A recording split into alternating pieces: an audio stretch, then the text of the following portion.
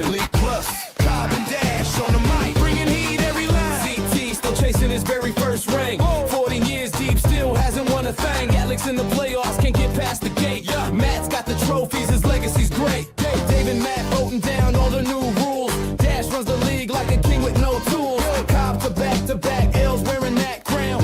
New guys just learning, trying not to drown. Millie remote drafting from who knows where. CB, Yagluteya, Jello J, bring flair. Stu with 2 titles, still hungry for more. But watch out, the tomato king's at the door. Dash calls the shots, runs it like a boss. The metal pelting's coming, gonna sting and toss. Basement boys forever, this league's our pride. Cobb and Dash, take you on a fantasy ride. Hey, it's the Cobb and Dash show, better check your stats. Previewing the matchups, breaking down the facts. From draft day drama to those title dreams. We the kings of the basement league, we keep it alive. Cobb and Dash, Cobb and Dash,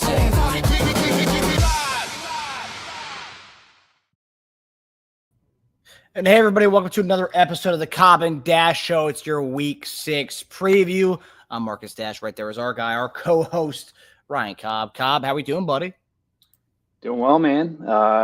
Had a great week 5, first full week back from vacation. Got to have another weekend to myself watching football. It was great. And I was watching that intro. I didn't realize how big that ring was on Stu. It was like a Thanos ring. It was key. Yeah, AI just made a giant ring. I said, have him flash, and it was this giant thing. I don't understand, but that's okay. But in that the rap line, it says still chasing more, so it's like, oh, it's a bigger ring. He wants more. It timed out perfectly. I didn't even love it. Didn't plan for that, but good. Glad that you're back. Glad you're acclimated to your new job and everything going on right now in your life.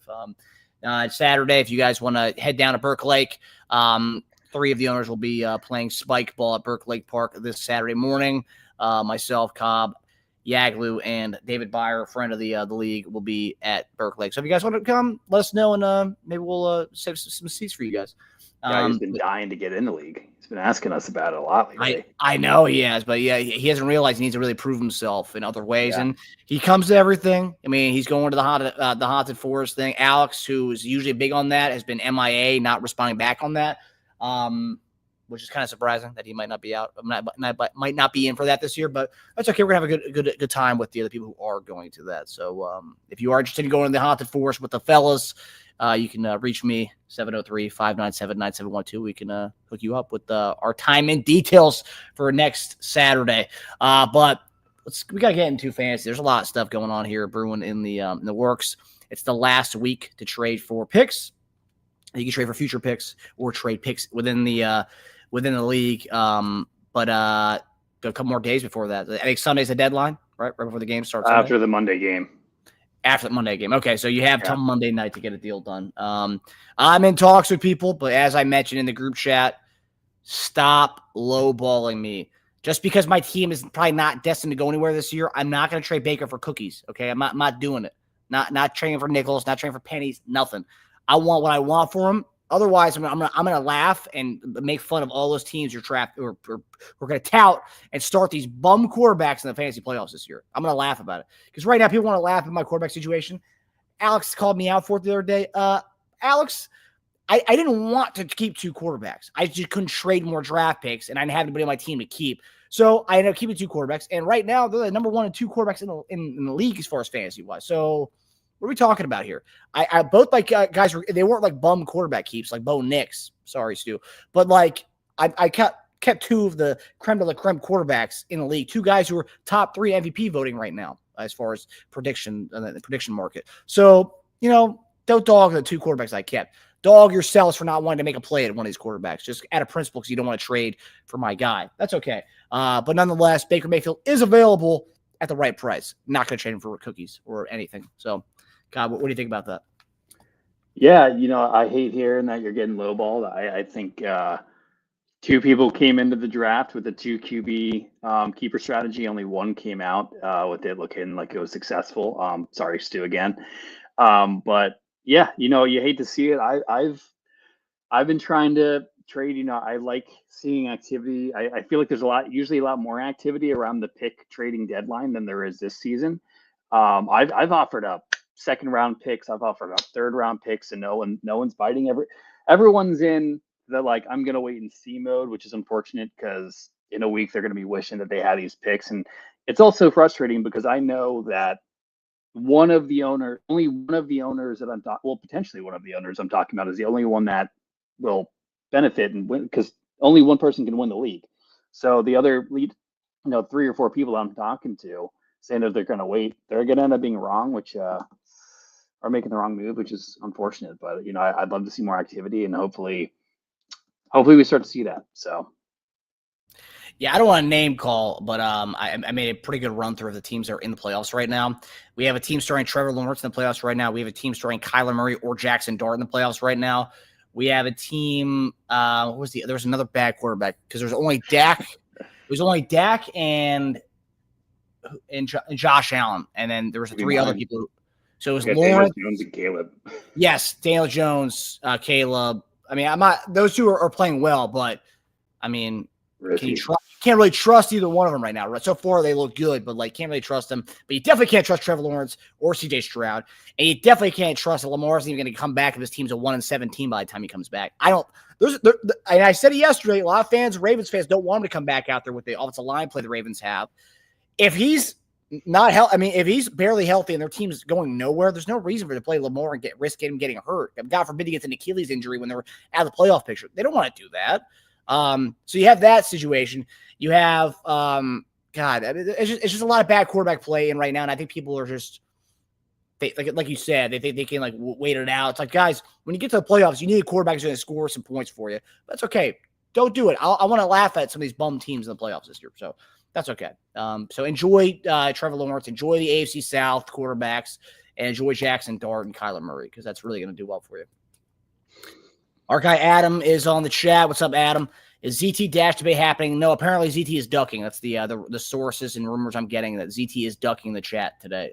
We welcomed him on the show, but I guess he didn't want to sit through and get berated in person. But let him hide behind his phone. So sorry, Adam. No ZT coming on tonight. But don't worry. Yeah. Adam, I just gave you some love. I said you were one of the only teams in the top 6 who has a legitimate quarterback, and I honestly. I think you and Roden, my favorites to win this whole thing this year. As of right now, as a week 6, I have Adam and I got Roden as my favorites to win this whole thing. So, yeah. Wow. I know.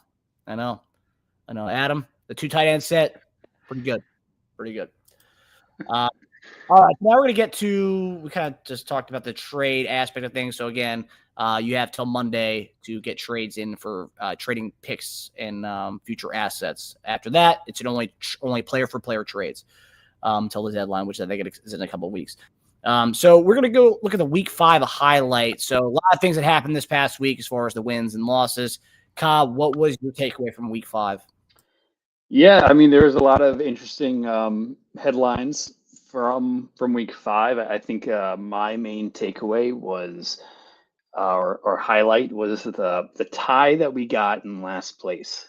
I don't know if we've seen. I don't know how many ties we've had in this league, especially when we have 2 decimal places in scoring. Seeing a tie is extremely rare, and seeing a tie for last place is even rarer. And it sucks because one of those teams was going to be happy. 50-50, we thought one of these teams was going to be happy. But they both lose. Like a tie in fantasy is it's a loss, and it benefited everyone else in the league, but those 2. Very unfortunate. We know how much Stu wanted it. We know how much Yags wanted it. Yags actually was texting me. He's like, "Dude, I feel like you last year, putting up the points, but just cannot catch a break." And I was like, funnily enough, I feel like him 2 years ago, where my team is kind of meh. But I have 3 wins somehow. That's just how the cookie crumbles sometimes. But yeah, I think that tie. And actually, just another fun fact, I think I posted in the group me. If Jack and I had played, we tied as well. So thankfully, we didn't play each other because again, a tie is a loss in fantasy football, and we just saw the 11 and 12 seed both lose while playing each other, and that is just a disaster. So. Yeah, the tie was a weird thing. That morning, I think Stu texted me saying, "Hey, what happens if there's a tie?" is there a tiebreaker? I was like, well, no, there should be a tie. Like there would be a tie, but I thought, because I did some research on it. I mean, obviously ChatGPT and AI is still working. It's still not a 100% foolproof thing. But I was like, as far as Yahoo decimal and fractional points, does it go beyond the two places? I thought, from what I gathered from ChatGPT, it said that it goes beyond the two places. You only see the 0.48, but like there's also more decimal places that are factored into it. You just don't see it because as far as presentation wise, it would look ugly to have like fucking 10 decimal places. But I guess not. I guess it's not a thing because they both tied right on the dot on the 0.48 or whatever it was. So yeah, that was crazy.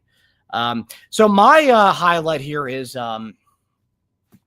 so there's one guy in the league. Every year there's a guy who's a hothead who wants to go on the chat and like be cocky for no reason. It's usually guys who have never won before. That's usually what happens. And Zach Taylor, ZT. So 3-0, he goes out 3-0. Great scoring, all these sorts of points. I think he has 2 high scores for the year already. And 3-0, boom. He goes out and posts a video, a coach's press conference in the middle of the week after he goes 3-0. And usually people who do this, they've never won before, so they have to like kind of like go on this weird like high horse thing. So he goes and does a coach press conference, which was great. And then since then, he's gone 0-2, 2 straight weeks. I think he has the longest skid in the league right now. He's tied with Lil J, but Lil J's great. I mean, he's a good guy. We don't really talk about his skid because he's been under the radar kind of thing. He's still one of the more underrated teams in the league right now. But ZT goes on a 2-game skid, yet he's still talking in the group message like he's a 5-0 team. If you were an alien and just got dropped down to that group message, you would think, oh man, this team's really thriving. 5-0 probably. Not really. No, he's 3-2 with a quarterback who's out right now, with a quarterback situation consisting of Trevor Lawrence and CJ Stroud. Trevor Lawrence, look at his numbers. Yeah, he had a decent game this past week, but that's not indicative of what his season has looked like so far. CJ Stroud had a great game against the Baltimore Ravens, but CJ Stroud has one of the worst offensive lines in the league, was one of the more sacked quarterbacks before that game against the Ravens 2 weeks ago. And then, or this past week. So we're going to see what happens with Trevor Lawrence this week. I don't know what's going to happen with his game and situation. But I have to imagine it's going to go back to reality. So, I think ZT's team is hurting right now. It's a must-win game for him because if he loses this week, he wants to talk about all those things like, oh, man, like I'm so much better than everybody else. If I win this week and he loses, we're the same record. Yes, points-wise, that's a big discrepancy there. But as far as the wins and losses, he's only a game out of being 10th place right now. As far as wins and losses, I know it's more than that in fantasy. We talk about points. He's only a game out of being in 10th place. Think about that. He's only 2 games out of being in Tomato King aspirations. But as far as ZT talking, like, dude, like, you're not Roden's team. Roden's team's the only one who could be talking right now. Roden's barely saying anything. Roden just, but I just see Roden sometimes put a ha-ha emoji here or there. I love that. Guy's just winning and being quiet about it. I love that. I mean, hey, he can talk if he wants to. He might be under the fire if he does put himself out there, but he can do that. He's winning in many aspects of this league right now in facets. But ZT is talking like a team that's like doing something. You're not doing anything. You haven't done anything in this league ever, let alone this year where you started off 3-0. Great. But since then, since he put himself out there, taking the, taking shrapnel, taking some bullets from, me and some others.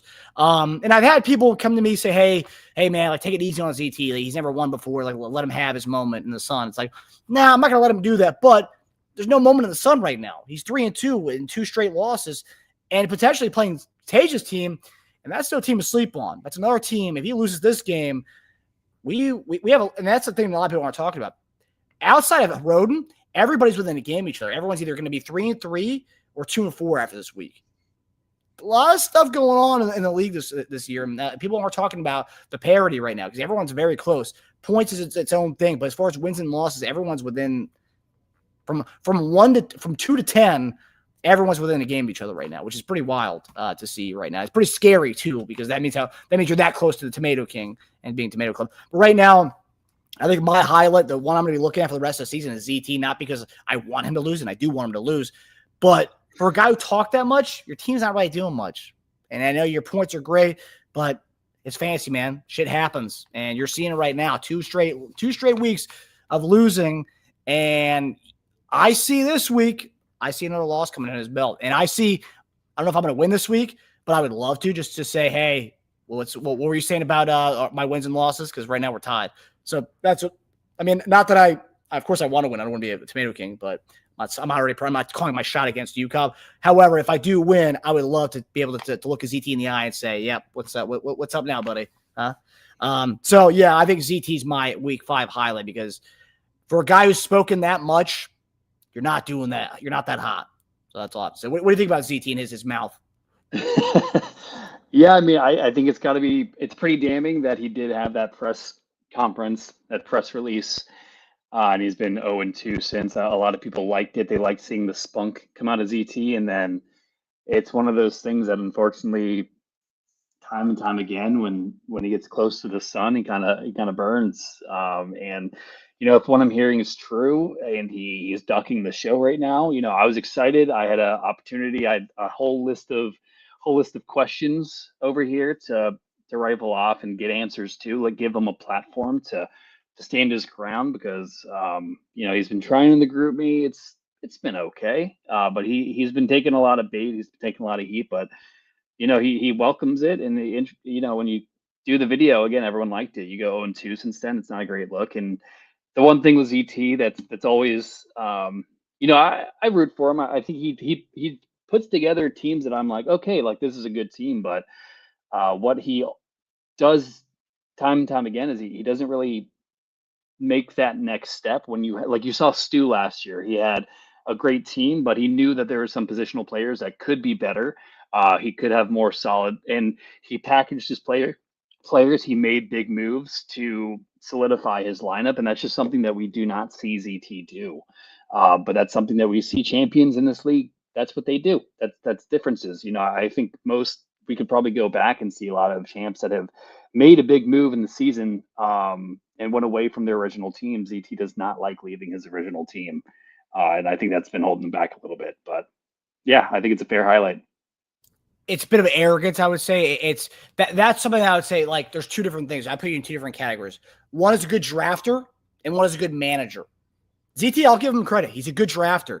But as far as a good manager, he's not. Because I think as far as midseason trades, if you look at his track record, I don't see many of them, but I've seen a lot of years where he's out one of the highest scoring teams of the year, but in that same season, it's a bit of arrogance. Like, no, I drafted these guys. I'm going to win with my guys. And you don't really see a lot of the in-season management from him. And that's something you see every year with him. And there's no wonder why every year we've seen him come up short and not barely. He has 2 or 3 playoff wins in his career in this league, but 0 championships. So, yeah. I want to say poor guy, but I'm not going to. But again, I will say ZT's got a lot of people who have come to his defense privately saying, hey, man, lay off the guy, let him do his thing. And, I respect it. I respect that people, feel sorry for the kid. I don't feel sorry for him, but yeah. So again, a little foreshadowing. ZT is on notice this week because I think he's going to lose to Tasia. So we'll get into the breakdowns now. So yeah, that does it for our week 5 highlight. We don't have a choke today. ZB, I don't know. He's like dodging my texts, and apparently he's sick, is what he's telling people around the league. I'm not buying it, but if he is sick, sorry, buddy. I don't believe you, but if you are sick, I apologize in advance. All right, so let's get to it. We got Roden versus Yags to start off the week. Let's dig in on this one. All right, let's Roden and Yags. Big matchup. Do you want me to go first? Do you want to take this one, buddy? You got it. You take it. All right, so we got Roden versus Yags, 1 versus 11. So we got Josh Allen Monday night against Atlanta versus Jordan Love versus Cincinnati. 2 really good matchups for both these teams. Josh Allen, obviously, he's money. And then Jordan Love against Cincinnati, horrible defense. That's been a disaster all year long. I want to say, God, man, in Atlanta, it's a tough place to play. You're in a dome, though, so no outside elements. Gosh, I'm honestly leaning as a wash here between the two of them.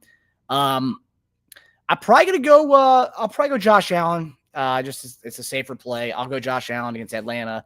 But Atlanta is usually very good in the dome, a primetime game at home. But I'll probably lean Josh Allen here, even in a losing effort. He can still put up points just because he has the rushing component with Jordan Love is really hit or miss with the rushing component there. So I'll go Josh Allen. Slight though, not overwhelming. Puka Nacua versus Ricky Pearsall. Is Pearsall even playing? I know that like the whole thing is kind of murky with the 49ers situation. He wasn't as practice yesterday, but I don't think it's come out today yet. Okay, in that case, I don't think it even matters. I'm gonna go Puka because Puka's just a matchup proof. He's a cheat code. I mean, watching him last week, it's like, dude, like, just unreal. And again, and I know Stu took it as a slight, but I know he won a championship, and now Stu will probably be irrelevant for the next 10 years. But trading Puka Nacua, man, I don't know if that was worth it, because I think he probably could have won last year without trading Puka. Probably would have been closer. But, man, Puka, what did Stu even get in the Puka trade? Oof. Because, like, I honestly don't think it even, like, I'm curious because trading Puka, you're trading, like, the best receiver in the league for the next 5 to 8 years. Give him that, at least. Puka, let's see. Oh, man. Who did he he sent it to Hotch first. He sent Puka to Hodge, and Hodge sent Puka to Roden. Yeah. Okay. Well, Stu sent Puka, and then Brandon Cooks and Kirk Cousins, they were going to drop anyways, for Jaden Daniels, Jordan Mason, Xavier Worthy, and Jonathan Brooks. So, and you can say, so Jaden Daniels turned into Malik Neighbors this year, George Kittle this year, and then a to be determined first next year. So, yeah, not looking great. So Stu got fleeced in the end. And it's like I always say, you guys, Hotch, and Stu, whenever you guys do your bullshit trades to, like, sell the season, it's always with you three. You guys are always three involved in those trades. So it's like the same old, like, you know, honestly, very compares to the American governments. The 1%ers just can only continue to work with each other, and everybody else gets fucked, which I think is hilarious. Then you guys want to sit on, like, oh, you like act like you guys have done something. All you guys do is trade with each other when it comes down to this week every year. But never mind. Wow. Stu got fleeced in the end. And then Hotch sent Puka a first and a seventh to Roden for Jamar Chase and a fifth. So Roden's kind of winning that. Yeah. Yeah. What was that? When was this? Yeah, I guess that was last year in September. Yeah. Okay. Kind of crazy. Puka's a late round tender, and Puka's going to get like 10 catches a game. I mean, it's unreal. The only thing where you're going to kind of have some pause with the Puka situation is once Stafford goes, what's their quarterback situation going to look like? That's the only thing that kind of gives me pause there. But outside of that, love it. All right, so Rico Dowdle versus Josh Jacobs. Now, this one might be interesting. So Rico Dowdle had, 20-something carries last week or 200-plus yards rushing. He's going against Dallas, the team that gave up on him. Now, Rico Dowdle, the way he runs, is very aggressive runner. Honestly, I think him signing for nothing is kind of crazy, to be quite honest with you. I think it was a great pickup for Carolina. I don't think Chubb is playing this week. He hasn't practiced so far this week. Rico Dowdle in a revenge game against his old squad, not the best defense. I'm going to take Rico Dowdle over Josh Jacobs. I really love the revenge component of Rico Dowdle this week. And I love the way they did with him last week. And also to Carolina. If you look at their numbers offensively, their metrics when they're at home versus away, they're at home. No Chubba. I think they continue to ride with Rico Dowdle. I think Rico Dowdle's got something to prove against his old team. Love Rico Dowdle. And that's not to say Josh Jacobs is a bum. I like Josh Jacobs. I just think Rico Dowdle in that spot, I think he gives me more of a boom than Josh Jacobs does. Because Josh Jacobs doesn't really have much of a boom. You look at his stats last year's, there's not many 20-plus games. What Rico Dowdle got last week is more than any point, any single game that Josh Jacobs has had over the last 2 years, which is kind of interesting. So I like Rico Dowdle's boom over Josh Jacobs. So give me Dowdle. Laporta versus Zach Ertz. Give me Sam Laporta. Zach Ertz. I think I trust Sam Laporta a little bit more in this spot over Zach Ertz. Zach Ertz, his 0 last week scared me. It was, I believe it was the first time Zach Ertz went cashless in a game since like 2018 or some shit like that. Some crazy stat. I thought it was ever. No, I thought it was like 18 or 2017, but it might be ever too. Oh, yeah. But still, that's what, 7, 8 years? First time in a decade, yeah. Okay, so 2015. Yeah. Yeah, give me Sam Laporta. Although I do think Washington will kind of overcompensate this week, try to give him more touches. But I think Laporta, I think it's a safer bet here over Ertz. Emeka Egbuka over Rashid Shaheed. Give me Egbuka. I mean, no Godwin, no Mike Evans, no Bucky Irving.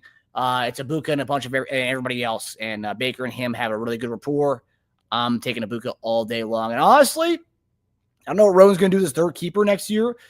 But even Egbuka at second round, I think it's a must keep, man. And honestly, and I'm not just saying this because I have Baker, but if he does keep Egbuka, he could honestly think about trading Josh Allen, getting a bunch of assets for him, and then trading me for Baker, having the stack. I don't know. That could be something that could be a nice move for him. I'll talk to him in the offseason. Egbuka was a third.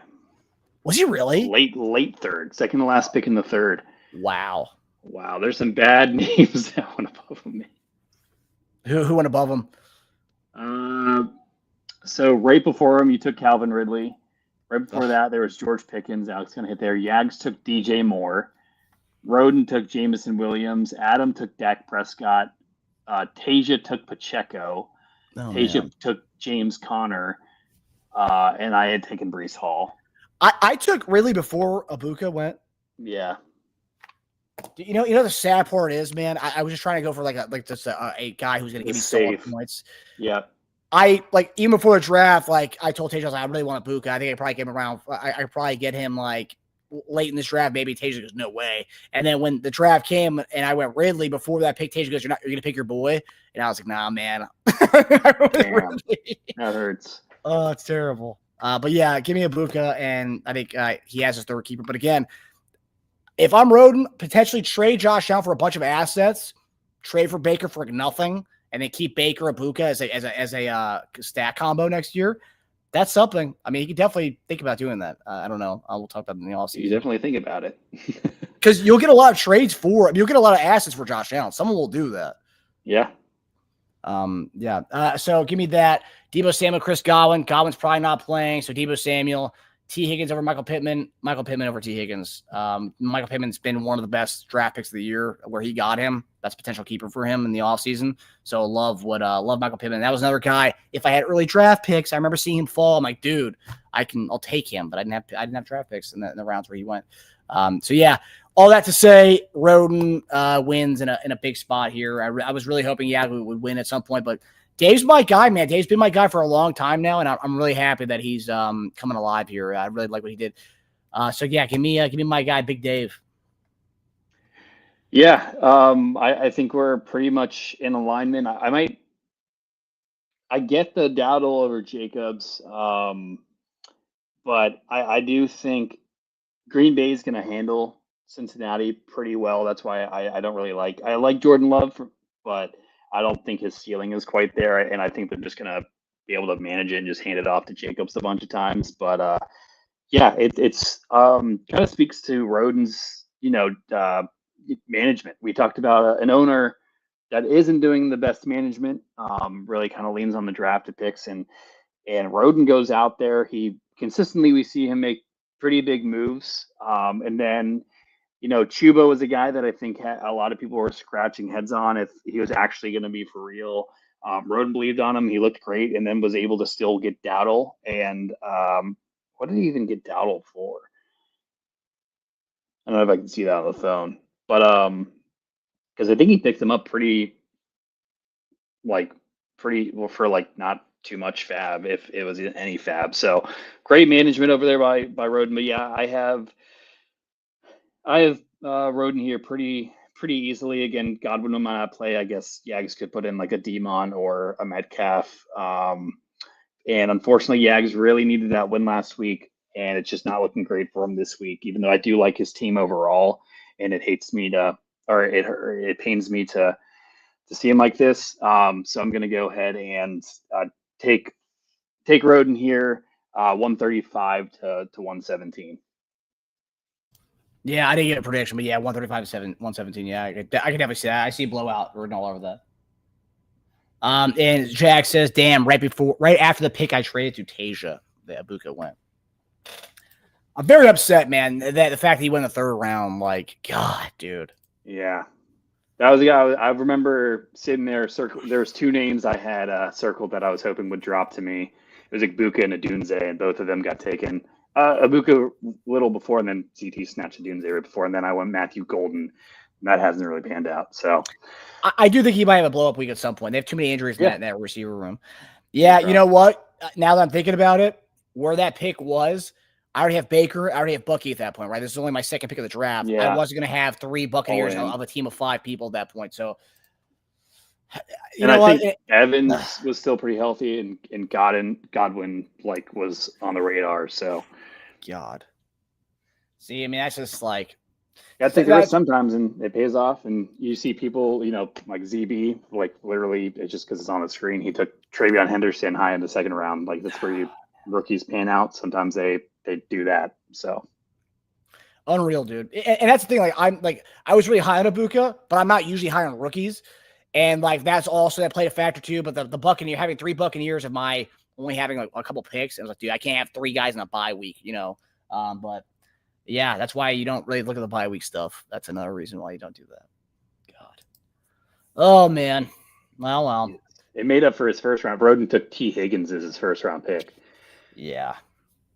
That's rough. Right. That's rough. But hey, man, look at him. He's dominating right now. And all hats off to my guy Dave. Really happy for the kid. All right, so now we got. There you go. I know. I kind of wish I gave you this one. That's fine. I'll have some good input afterwards. But you got ZT versus Tasia here in this huge matchup of Week 6.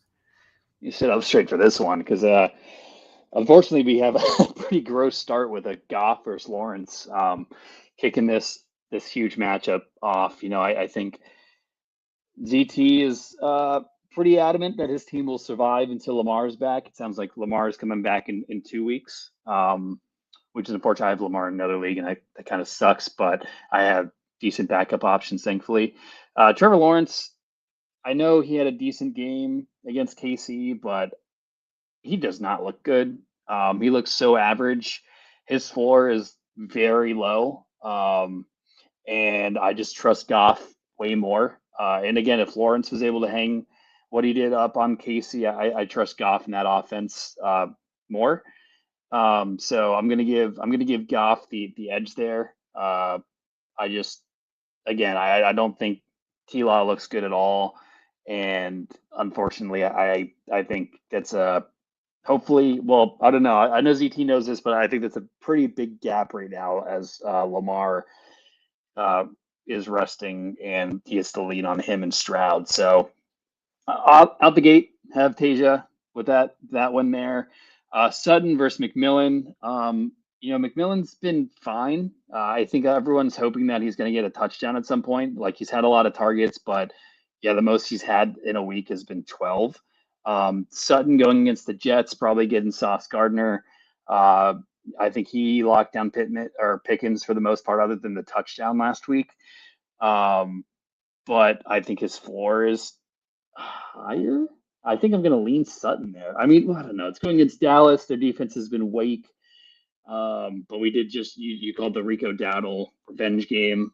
But I mean, even against, man, I don't know. Until I see it, I'm not going to choose Ted over Sutton. Give me Sutton. So there's 2 wins right there for Tasia. Breece Hall against Jahmyr Gibbs. Breece Hall's a guy that I kind of gave away. I probably should have thought about that trade a little more, especially with how Henry's doing. But yeah, I mean, I think he's looked great. I think this plays in both. I think this plays well for Tasia because I think the Jets are going to get kind of stomped by Denver or kind of locked down. But then like Breece Hall has the garbage time upside, like all the Jets do. However, I don't think I'm going to pick him over Gibbs. I have Gibbs slightly ahead of him there. I do like Breece Hall, but again, there's a few people that I'm not going to pick someone over, and Jahmyr Gibbs is one of them. I just think that the floor is way higher, and the ceiling's probably way higher too. So I'll give ZT his first win in these matchups. McBride versus Kraft. Give me McBride. I like Kraft coming out of a bye week, but this is again another game that I had said that Packers should be pretty in control of. I think there's going to be a lot of running with Jacobs. So don't think there's going to be much to go around for Kraft. So give me McBride. St. Brown versus Olave.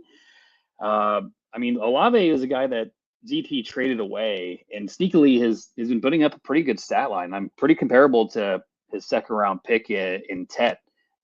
So, that's something to watch for. Amon-Ra St. Brown, again, just a guy that's hard to pick against. It is funny that ZT has two Lions players while Taja's playing Goff. So any touchdown that Tasia gets that goes to like a Jameson Williams to a Laporta is going to be huge. I'm going to take St. Brown here over Olave, but that's going to be something to watch. I mean, I think that game is going to be what dictates this game Sunday night, which is kind of key. But ZT's got to hope that Goff is throwing some touchdowns to St. Brown or Gibbs, which is obviously can be pretty likely. But anything that goes to Laporta or like a Williams is going to be huge for Tasia and a potential upset. So then we get a Dunze versus Kenneth Walker. Love how Kenneth Walker looks. Again, another guy that I traded to Tasia. Only issue is that Sharp is there, vulturing every touchdown possible. So give me a Dunze. I think he has looked great. Washington's past defensive suspect, and it's a Monday night game. Could be hopefully a shootout. Caleb versus Jaden will be fun to watch. So 1 versus 2 pick. And then Scatabo versus Doubs. Give me Scatabo. I think Scatabo's looked awesome, safer option. I know he's going against Philly on Thursday night, so I know ZT wants everyone likes having a piece of a Thursday game just so they have a reason to watch. I think it's going to be a gross game, but just again, I just feel safer rolling him out there over Romeo. I don't think it's like that huge of a gap. Is Tyron Tracy playing this week? I forget. Yes, he's active tonight. Oh, yeah. Okay. It's gonna be interesting how they split with them now they're both back. Yeah, Tracy gonna go to receiver again. We'll see. But give me Scatabo. Give me a little edge to Scatabo there, but yeah, I mean, let's see. I gave Tasia 1, 2, 3. Okay, 3 wins. I mean, this is closer than I think ZT wants it to be. I think I'm going to choose ZT slightly. I think it's going to be a kind of a grinder of a game. I'll go 121 to 116 ZT, but he's got to look over his shoulder because a loss here, it's going to look really bad. And then he's definitely not having Lamar next week with the bye week. So that's 2 weeks without Lamar. And he's going to, if he drops 4 in a row after that presser, that's going to be bad look. So, dude, yeah, pass it over to you for this one. So you got ZT? I got ZT barely. Wow. I thought you were heading towards a Tasia victory there. I did too, and then the final kind of flexes pulled me away. It's okay, man. Just say you feel bad for ZT and you want to give it to him because he's getting He's down been getting bullied. I get it. So 2 things here. I don't like Ted. I don't like Trevor Lawrence. I think Jahmyr Gibbs, that's fine. Although the Chiefs haven't allowed a 100-yard rusher in the last 30 games. So, but Gibbs came down pretty easily. Yeah, it did. So I'm curious because I think in this game, because if you look at the Chiefs have a hard time with quarterbacks who are mobile. This is the first time you playing against a quarterback who's a statue in Goff. So I think if you stop the run, you make Goff kind of get back there. I think we're going to bring the heat against him. So I think Gibbs and Goff could be negatively affecting this game. But I lean Goff over Lawrence because the total points in that game is the highest of the week at 53.5. To the highest point total of any games is this weekend. So I like Goff. I think he'll score, regardless if I think they win or not. I think he'll score. So yeah, I love Goff over Trevor Lawrence. Trevor Lawrence against Seattle, it's a good defense. I think Trevor Lawrence I'm not a fan. I know he had a good game last week, but didn't do really much in the air. He had a couple bombs, lucky fucking bombs. It was mostly running the ball, and he doesn't run. So the fact that he had that, what he did on the ground is crazy. So anyway, yeah, Jahmyr Gibbs, I'll give to ZT, McBride to Tasia, Tucker Kraft, Brendan Strange. Rest in peace, Brendan Strange. Nice call there, ZT. Olave, Amon-Ra. I'll go Amon-Ra, but again, Olave's been a target hog for them this year. Kenneth Walker, Jacksonville, give me Kenneth Walker over Dunze. Scatabo, that remains to be seen. Romeo Dobbs, I may have been a year or two early on calling this guy the guy over there in Green Bay. I remember I traded him to Yags for like nothing. He kept him last year, and I think Yags was a year earlier on keeping him. But yeah, I think, and I gotta say this: there's two reasons why this game is huge. So one, Tasia gets Rashee Rice back next week. Rashee Rice finally comes back to his team, his keeper, which Rashee Rice, that's Mahomes' favorite target. He finally gets him back. So if Tasia can win this game, this is huge momentum into getting one of your keepers back, one of the top fantasy receivers in the league.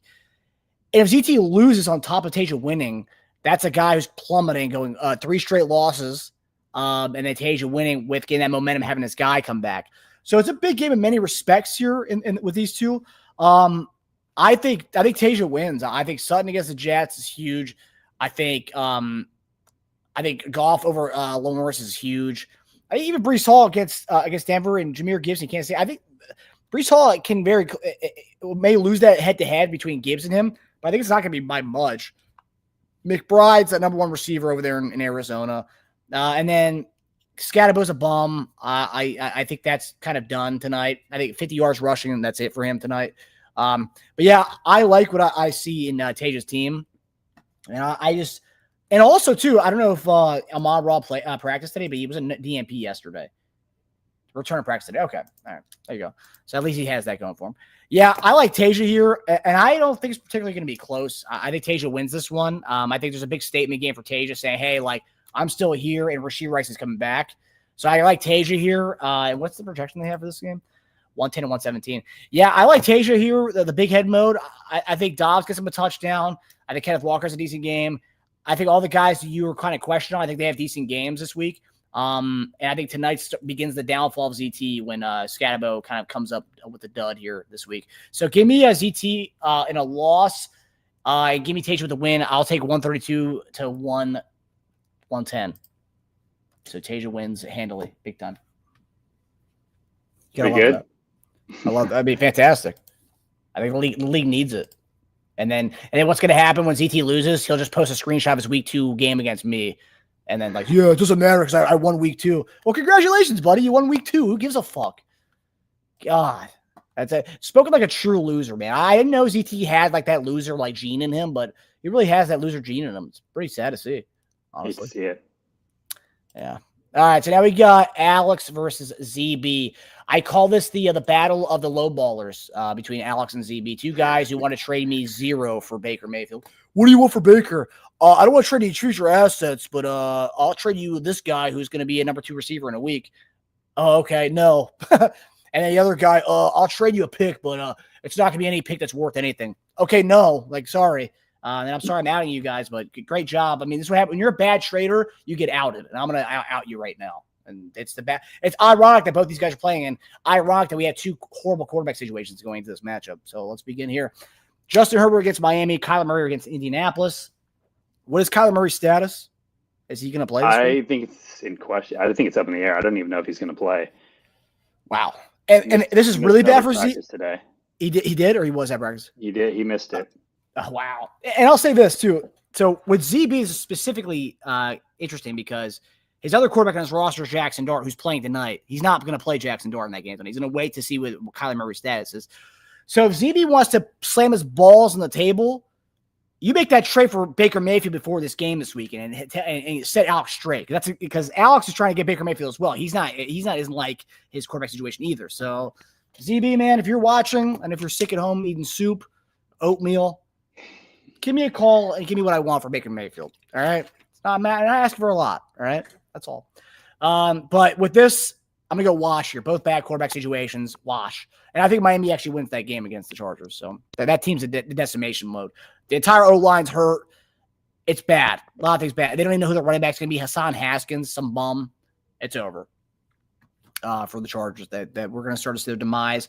And speaking of demises, is George Pickens going from wide receiver 1 to wide receiver 2 in starting next week. So enjoy this last week of George Pickens. And even with your last week of George Pickens, he's still beneath my guy, JSN. JSN's matchup proof. He's been fantastic this year. Love JSN. JSN over George Pickens. Saquon Barkley against the Giants or James Cook against Atlanta. I like James Cook, man, but he's really touchdown dependent. If he's not getting a touchdown, James Cook's kind of like, I mean, honestly, you might think this is funny, but James Cook without a touchdown is pretty much Kareem Hunt. It's pretty crazy because they're different type of running backs, but take away touchdowns from James Cook, he's Kareem Hunt. Take away touchdowns from Kareem Hunt, I mean, it's a non-play. It's a 4 or 5 every week.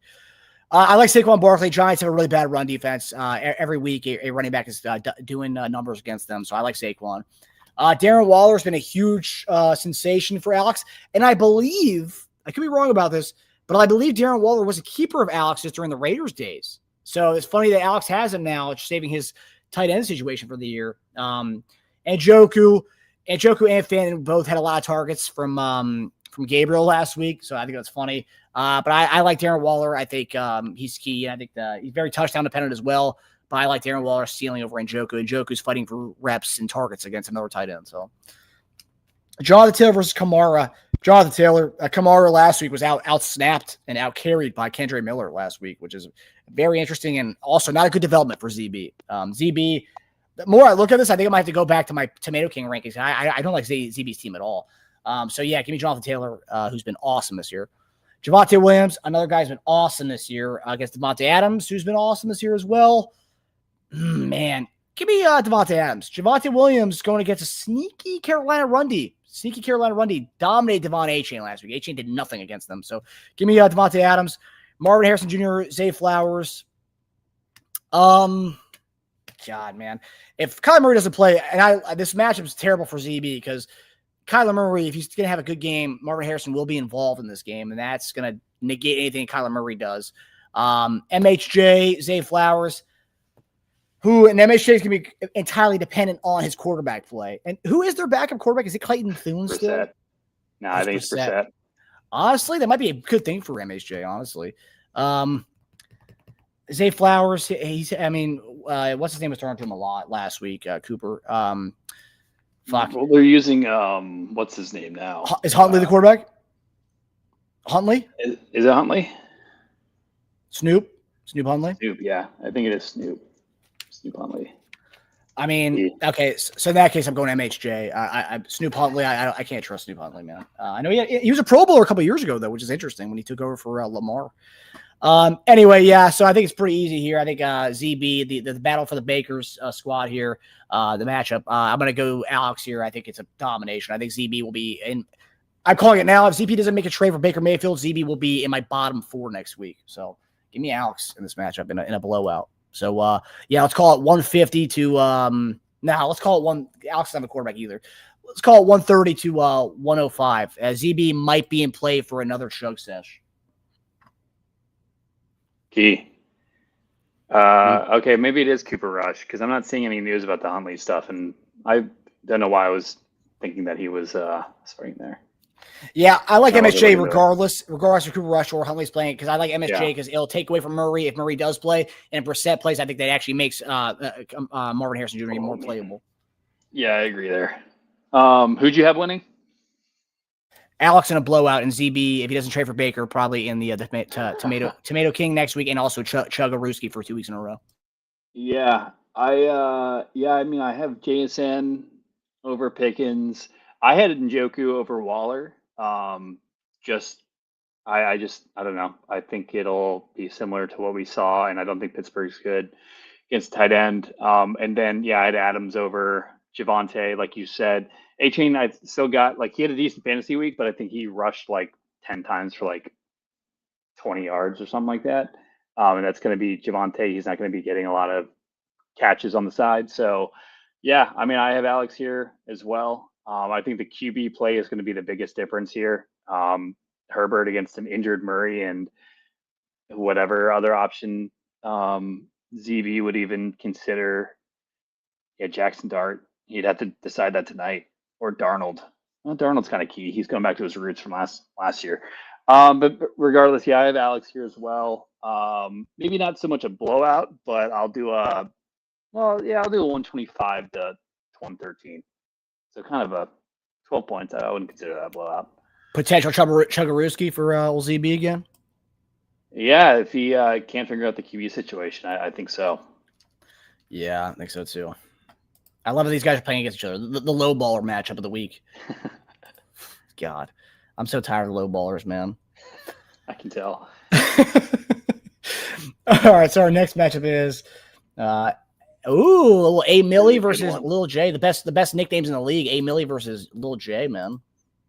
Yeah, I think these are two. I know Lil J's on a skid, but these are two owners to watch, two teams to watch for the playoffs. You know, you mentioned really liking I think having Adam as your champion or champion pick going against Roden, and Lil J is obviously a guy that you've liked and we've both liked going into being a strong playoff performer. Unfortunately with the skid, but his points are there, and I think he has he hasn't lost too much momentum despite the two losses, and I think that's the difference here between the skid that ZT's having. But yeah, going into this matchup, both guys really need the win, really want to solidify themselves as playoff teams. Going off Hurts against Prescott, I'm going to go Hurts just as the safer play. I think the Giants suck. I'm interested to see how that little powwow that Hurts, Saquon, and AJ Brown had, and see if that impacts anything. I think Cowboys should handle Carolina pretty easily, so I don't think Dak's going to need to throw too much. So I'm going to go ahead and go. Oh damn, Dak's coming off back-to-back 36s. That's kind of crazy, but I think he's unreal this year, man. I think that's going to cool off a little bit. So I'm going to go Hurts there. Brian Thomas Jr. versus AJ Brown. That's one thing Adam does have going. If Hurts does have a good game, probably going to be with AJ Brown. I think we're going to see. I think there's going to be a point to give AJ Brown some targets tonight. And I think it's going to be easy against the Giants. But if it's not, man, is that going to be a head case? Brian Thomas Jr. I was actually surprised that he had a 9. I thought he had a pretty good game against Casey, and I looked in the app and he only had a 9, and it's just been a disappointment. So, oh man, I mean, I think ceiling wise, I have to go. Man, I kind of want to say wash here, but I feel like AJ Brown's going to have the bigger game. I mean, how many? Both these guys BTJ and AJ Brown are both like, it's got to be this week. It's the battle that got to be this week, guys. Yeah, seriously. And the thing is with no, I guess never mind. I thought the receptions have been there. Man, I'll lean AJ Brown, but not very confidently. I think it's closer to a wash. But again, I think I'll go AJ also because it does potentially cancel out Hurts a little bit. ETN versus Chase Brown. Give me ETN. I do think everyone's saying that Flacco's gonna check it down to Chase Brown a lot. But I don't know. Chase Brown has just been a huge disappointment. Obviously for many reasons with Burrow going down, their offensive line issues. But until I see those checkdowns that people keep saying Flacco's going to give them, I'm going to take ETN there. Ferguson against Kyle Pitts. I do like Kyle Pitts, but I'm not going to choose him over Ferguson. So this is where we start getting the stack from Adam. If Dak's going to have a good week, I think, there's obviously Pickens, but I think Ferguson's going to be the key there. Like Carolina, like you can see, is very bad against covering the tight ends. And Ferguson has been on a fucking roll. He's been dominating, and also just goes to show why you can wait for tight ends in this league. There's just so many that are startable. You don't need to reach for 2 in a certain round like some people did. But let's see. I think Adam got Ferguson in the 10th, so that's fantastic value. So give me Ferguson there pretty easily. Kelsey against McCaffrey. I kind of wish he flipped this for Genty versus McCaffrey, but give me McCaffrey. This dude's crazy. He hasn't had a rushing touchdown, I don't think, this year. I think people were saying, was it just based off of his receiving profile, like he'd still be a top 5 running back without his rushes. So yeah, McCaffrey pretty easily. A-Chain versus Genty.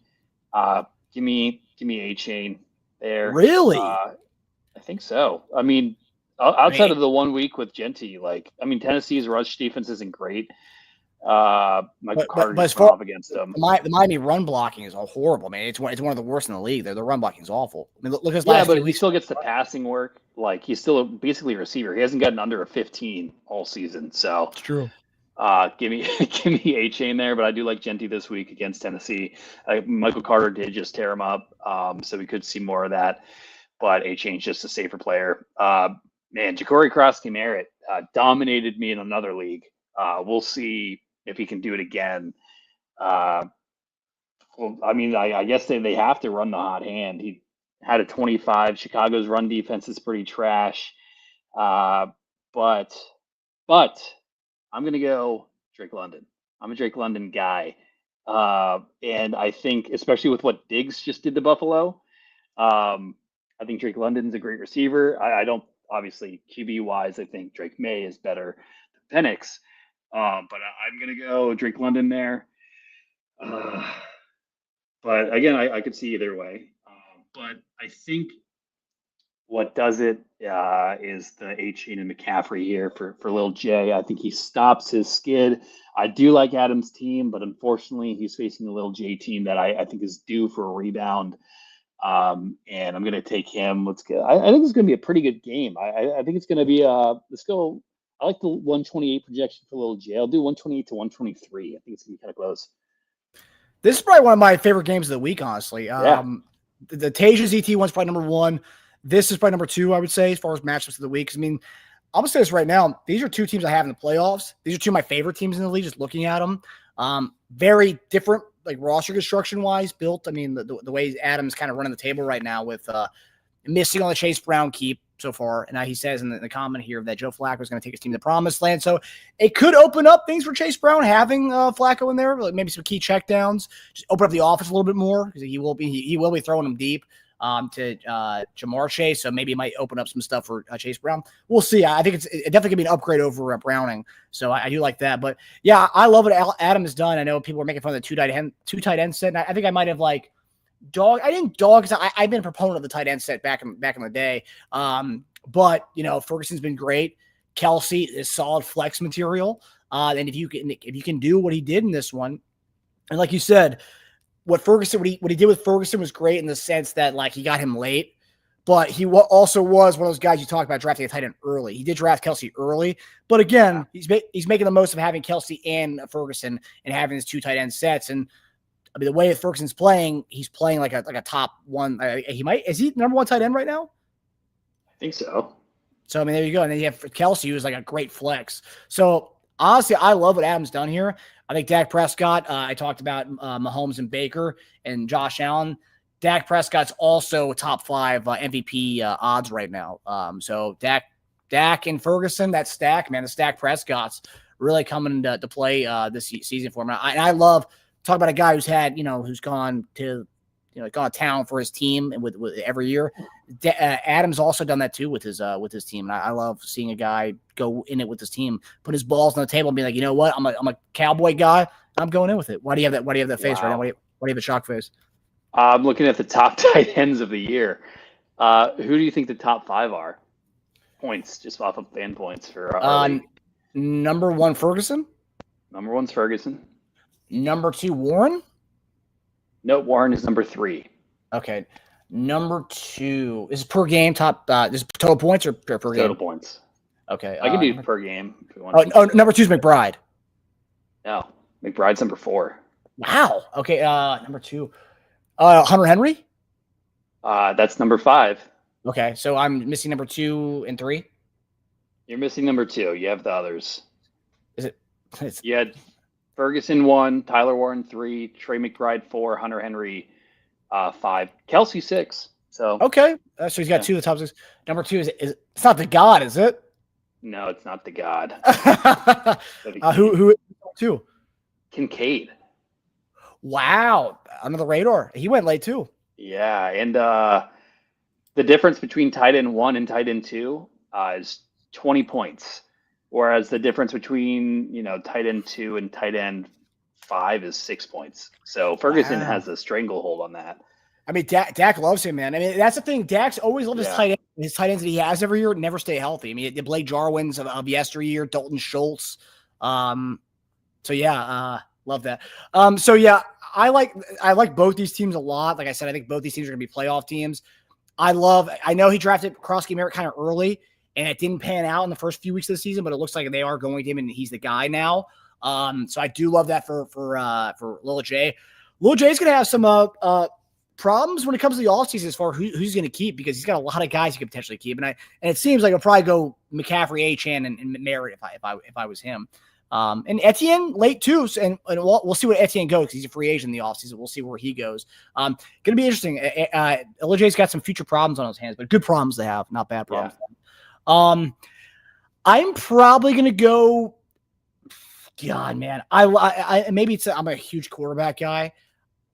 I think Dak is going to have a really good quarterback game. You saw what Tua had. Tua has a horrible offensive line. He was still able to drop bombs last week to Waddle and other guys. I like Dak this week, and so I think Dak's going to – and I like Chase Brown's potential with this Flacco situation.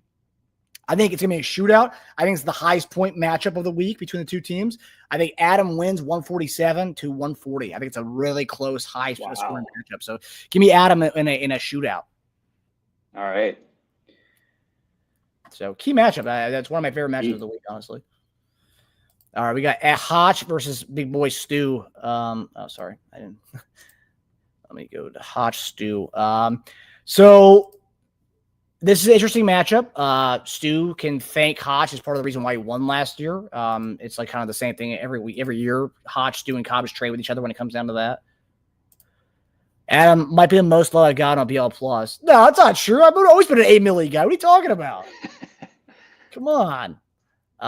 But yeah, I love what he's doing with the squad right now. And I think the two people we have in the chat right now are Lil J and Adam. So I'm glad we love that. On there. So we wanted to give you guys some love this week. That's in-season management. These people that care about the roster.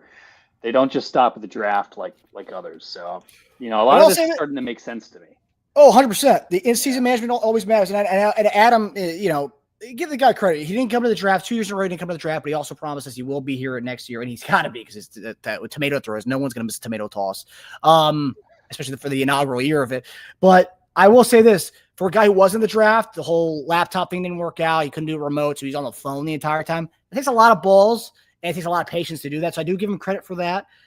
So I love what Adam did, is even being on the phone after this draft. I love how he kind of turned it around and really has put it together a playoff team. And I'm like I said, Road and Adam are my two favorites to win this year. If it was a betting right now, it's like you probably get Adam.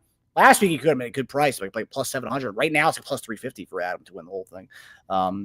Yeah. So this match, we got Hotch Stu, the battle of the two quarterback keeps. You got Bo Nix versus Jayden Daniels. We've been waiting for this one. So right off the bat, I'm going to go Jayden Daniels against Chicago. I think Bo Nix in London. I don't like Bo Nix. If you look at this is the interesting thing. So I thought this was hilarious. I had to do a roundtable show this week talking about Bo Nix. Remember my stats here. God, where the fuck is it? The game. Okay, here it is.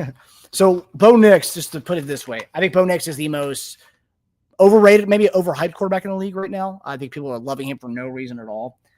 So it wasn't until the fourth quarter where he did anything last week, and even his game was mediocre. And he watched a Denver game. He probably misses 2 to 3 bombs a week. Sean Payton schemes up amazing plays for him. He just misses guys. It's unreal.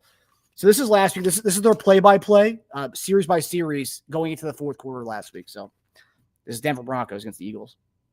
Punt, field goal, punt, punt, punt, punt, punt, punt, and then the fourth quarter, touchdown, field goal. I mean, I think he's the most mediocre quarterback in the league. And the fact that Stu kept him is honestly unreal. But I just wanted to point that out there. Chicago defense is bad. I like Jayden Daniels in a landslide against Stu. And again, it's kind of funny just to see Stu lose to his quarterback to be traded on draft day. I don't think it's close either. Then we got Keenan Allen versus Jamar Chase. Jamar Chase came alive last week, but he's got a new quarterback this week, and we're going to have Jamar Chase. We're going to see some bombs again. I think Flacco's going to throw a couple bombs to our guy, Jamar Chase. Keenan Allen, he'll probably get you a nice 11 or a 10, but I think Jamar Chase has potential for 20 next week or this coming week, so give me that. Then you got Kyron Williams versus Kinshawn Judkins, my guy, Kid Juddy. Kyron Williams, he's a bounce back here, and I think he will have a bounce back spot. He looked pretty bad last week. I mean, both him and Corum can hold on to a ball to save their life. I think Kyron Williams has a really good game against the horrible Ravens defense. I think Judkins is a solid floor at 10 or 11. But I think we might see maybe a multi-touchdown game from Kyron Williams against this really bad Baltimore Ravens defense. So give me Kyron Williams in that matchup there. Theo Johnson versus A.J. Barner. A.J. Barner, man, Darnold's a big A.J. Barner guy. And correct me if I'm wrong, I think Hodge spent a lot of money to get A.J. Barner in FOB this week. Sounds right. I think he spent a lot. And Theo Johnson had a really solid 2-touchdown performance last week.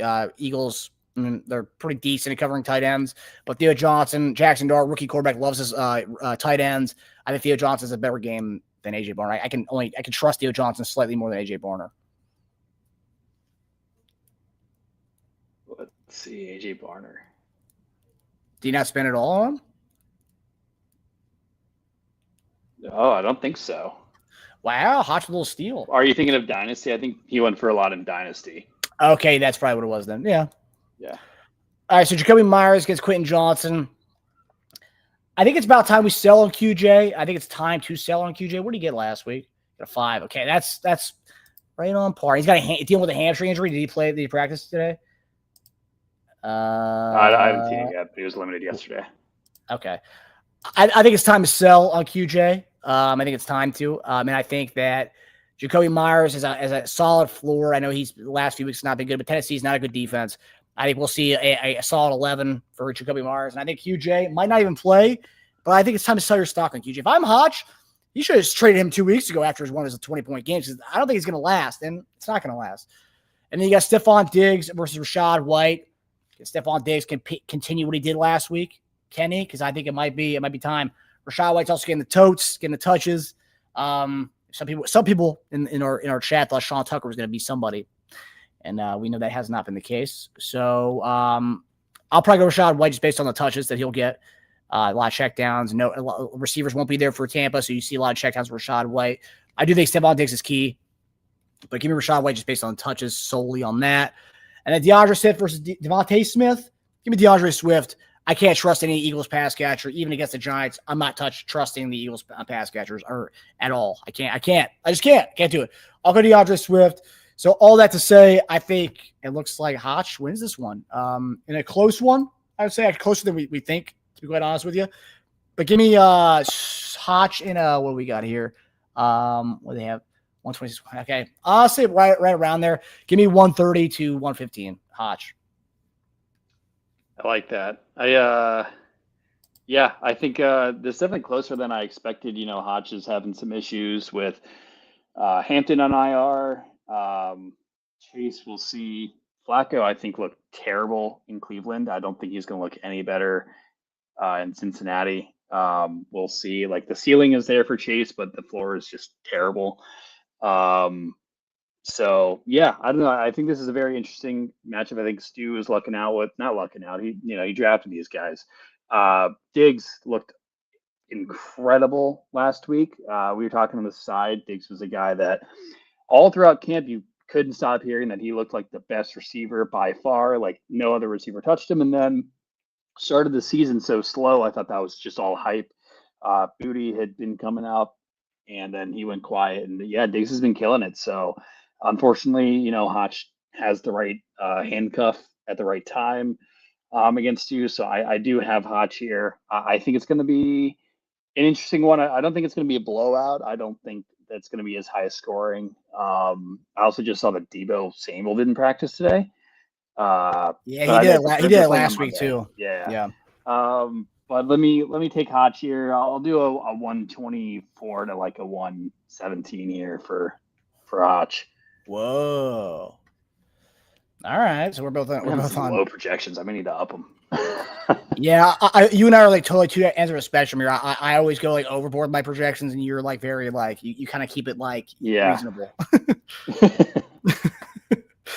It's like mine's like 160 to like 120. It's like All right, so now we got our final matchup. It's the Cobb and Dash show. Every year, it's our favorite matchup of the year. It's myself versus Cobb. It's the Cobb and Dash show episode. It's Cobb and Dash show matchup. So it's a huge one. We'll talk about that one right now. Cobb, I'm gonna let you begin. I gotta go take a piss. I can't hold it. I have to take a piss too. All right. Should we take a break and come right Ooh, back? piss break. You got a video to play? Where's my Got the Penguin IHOP? video. I could play I can play Tomato King right now, so people see what the Tomato King video. We have 4 people watching right now. I don't know if they've seen the new Tomato King. Oh, So I think, yeah. Go ahead and play it, and then we won't have to do it when we do it. Exactly.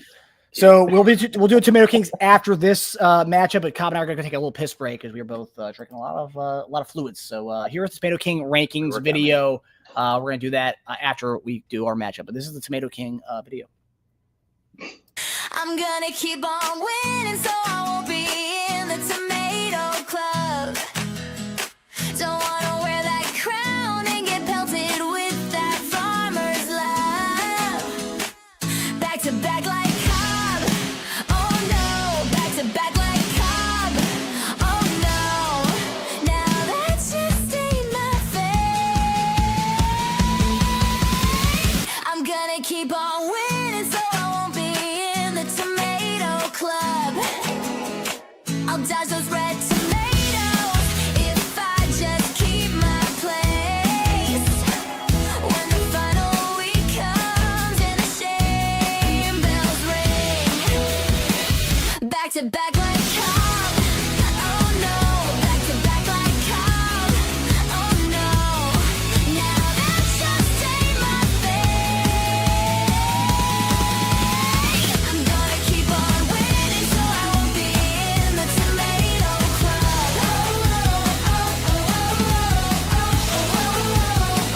Tomato club.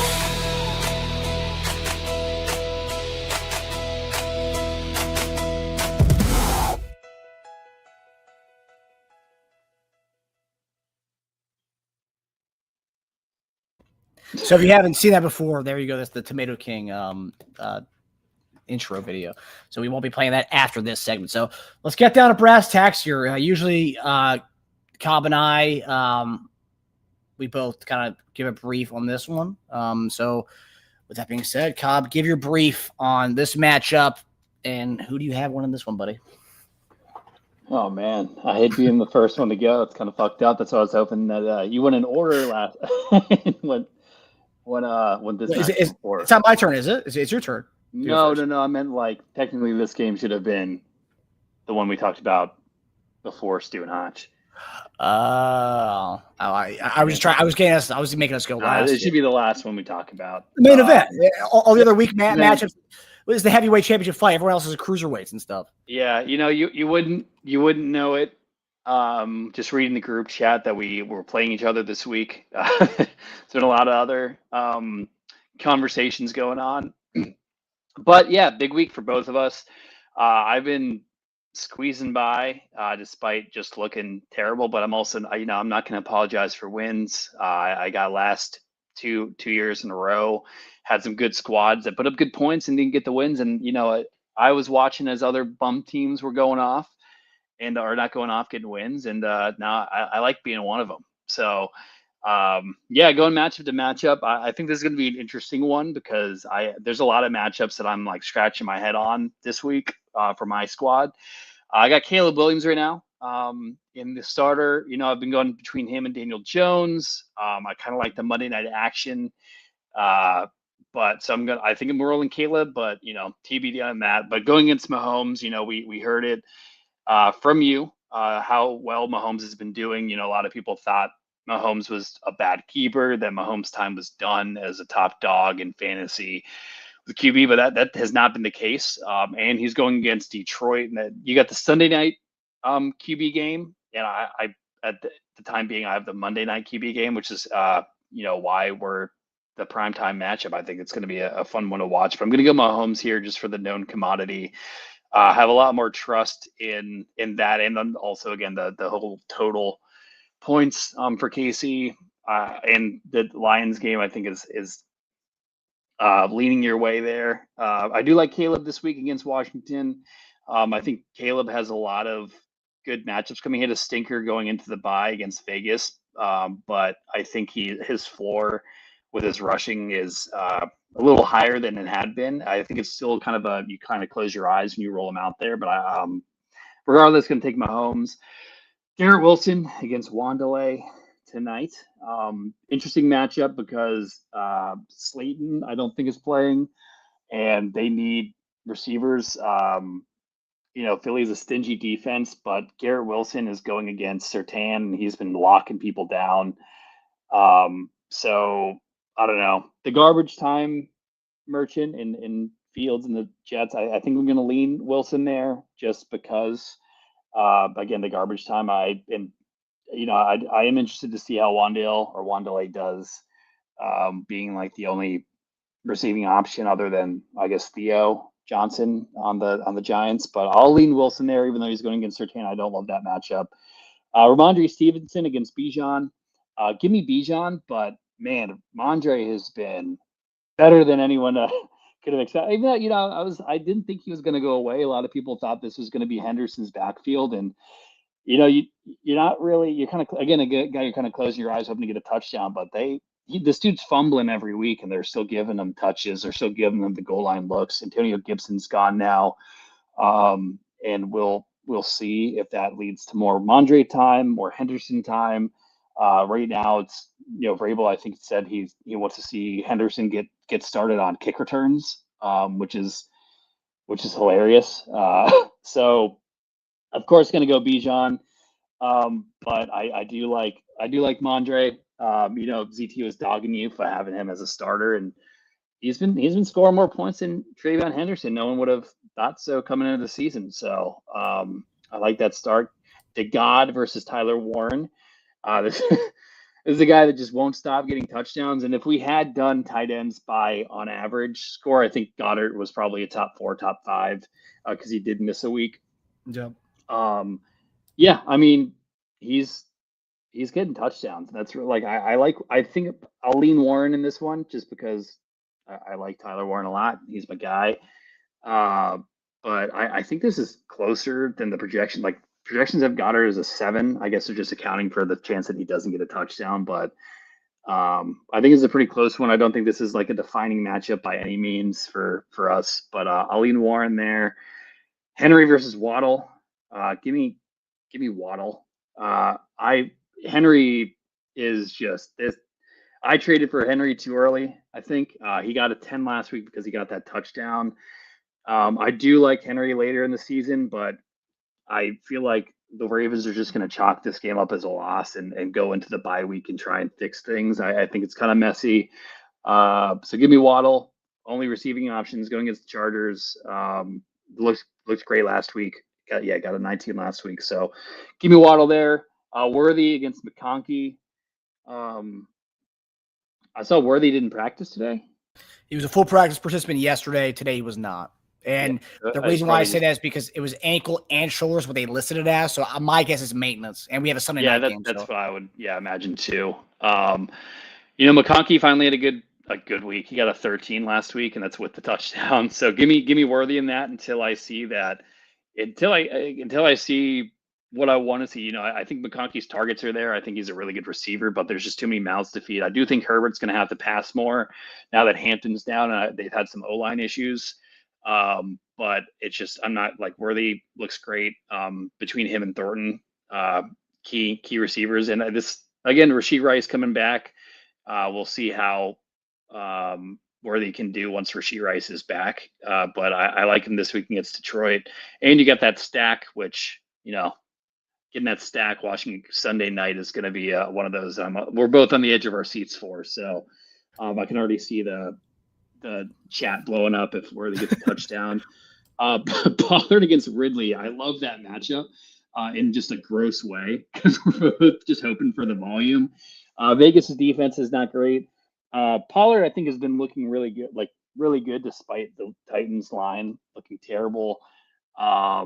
And Spears is back, but he was still able to do well last week. Ridley finally had a good game last week too. It's a guy that we were just talking about that you took high, hoping to be a safe floor. Vegas, not a great defense. I honestly might go a wash here, just because I feel like they both get like a 9 or like a 12.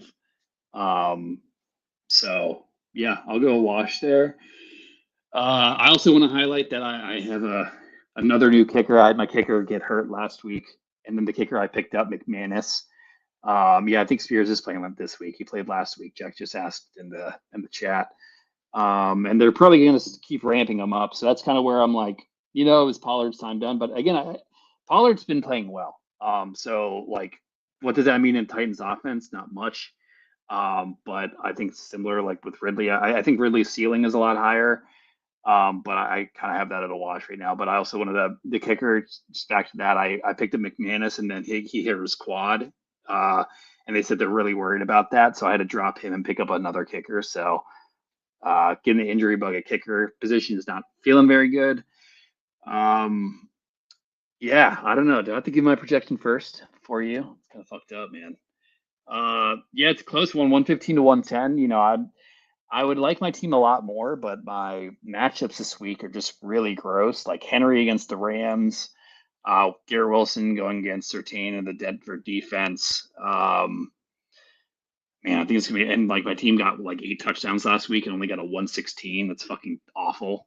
Fuck, man. I think this is gonna be a kind of gross game between both of us. And see, I don't know what you're gonna do. So this is bullshit. Do you want me to give my spiel and then we can both go together? Sure, let's do it. All right, so I'm gonna doing the Common Dash Show, being a part of this league for as long as I have. I'm a big fan of historical trends, traditions, and I'm gonna take us back to 2018, a little flashback to 2018, because 2018, Cobb and I played each other week 7, and the game kind of came down to Sunday night where the Chiefs played the Bengals. And this is around the time where the Chiefs were at kind of the peak, right? We're starting to see the Chiefs kind of go to that direction right now offensively.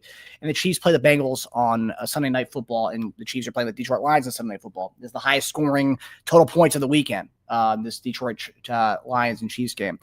And on that said night, on October as well, it was an October 21st game, so almost a year to the date, 7 years ago at this time, when I played Cobb on week 7, and that game came down to a Sunday night game where Cobb was hoping I would win, that he would win that game. He was hoping for a kind of an ugly game. But on that said night, again, this is a long time ago, but on that said night, Cobb had a good lead going into that game. I had a triple stack, so I had Kareem Hunt, Tyreek Hill, and Mahomes that night. And on that night, Mahomes scored a 43.8. Tyreek Hill at 19.1 and Kareem Hunt at 35. I put almost 100 points. So he had a 100-point lead against me going into that game, and I scored 100 points between those 3 guys. I don't think it's going to happen this week. Of course, Xavier Worthy might not even play, but it looks like he will play. It looks like more of a maintenance game. But I do hope that Mahomes can get back then. It seems like we're getting closer and closer to those 43-point type games from Mahomes again, just based on how the offense is looking. Excuse me. Outside of that, like look at all the other matchups. Yeah, like you said, it's a very ugly game. Whereas if you look at my matchup versus your matchup, I think the only guy I could see blowing up this game would be Bijan, and the only guy blowing up on my team would be Mahomes. And Mahomes blowing up versus Bijan blowing up, I like to bet on Mahomes in that one. So for me, I'm really boiling it down to just that the blow up guys in this game, because I think, for the most part, you have a lot more guys who have higher ceilings or higher floors than my guys, because like the floor for Calvin Ridley is a fucking 2.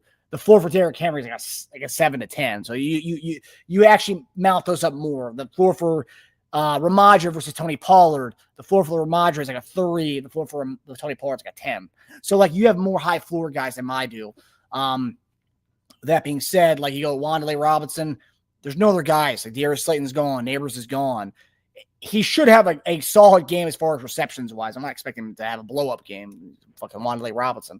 So with that being said, I don't think it's going to be a 180 to 150 like that game was 7 years ago. I think, just overall, I think the league has taken a hit as far as scoring wise. I don't know what. I mean, the cover 2 defenses really have ruined the NFL. It's not as fun to watch anymore. But I'll say I think I win this game.